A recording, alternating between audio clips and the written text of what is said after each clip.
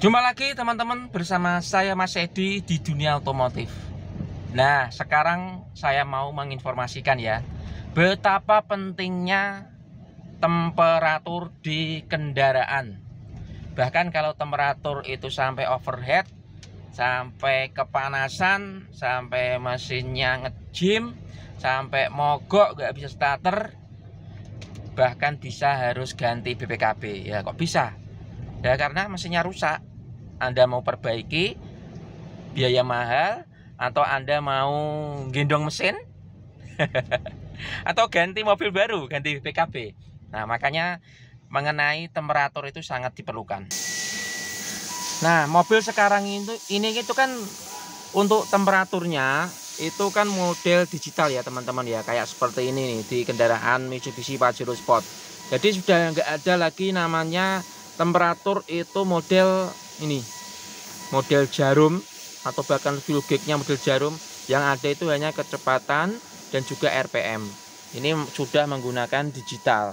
Ini harus hati-hati teman-teman. Kondisinya itu dia ada C cool dingin, kondisi H hot panas.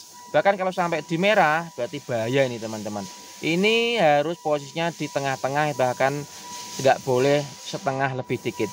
Nah, ini temperatur ini itu hubungannya dengan air radiator. Jadi Anda ini harus selalu ngecek air radiator di mobil Anda.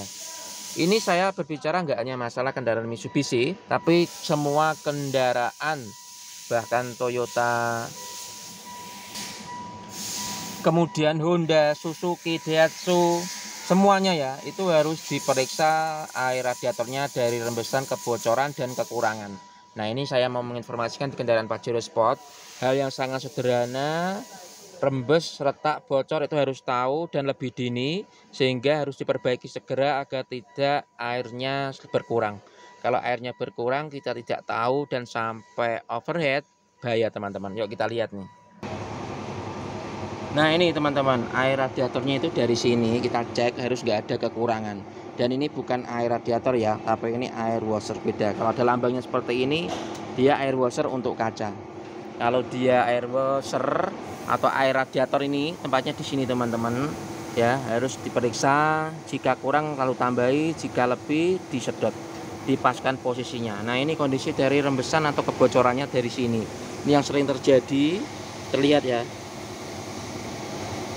Nah, ini kerak-kerak seperti ini tuh harus diwaspadai. Ketika servis kita lihat, kita pantau, itu ada yang aneh. Nah, seperti ini terlihat nih ya. Ini retaknya, ini ada bekas apa ini? Bekas nayeng atau korosi ya. Putih-putih ini adalah bekas dari air radiator yang keluar dan kerak-kerak ini.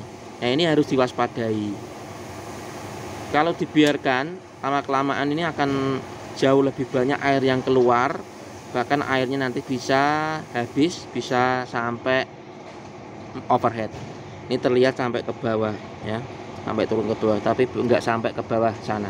Karena di sana dan ke sini itu ruangannya kan panas, ini juga turbo panas. Airnya kalau airnya sudah keluar sedikit, dia langsung menguap teman-teman. Itu nggak kelihatan kalau airnya bocor, tapi di sini terlihat nih. Nah, ini retak ini teman-teman.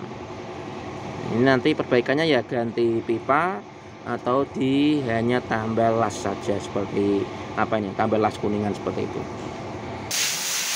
Oke, itu teman-teman informasi dari saya seputar air radiator dan kebocoran air bersama saya Mas Edi di dunia otomotif.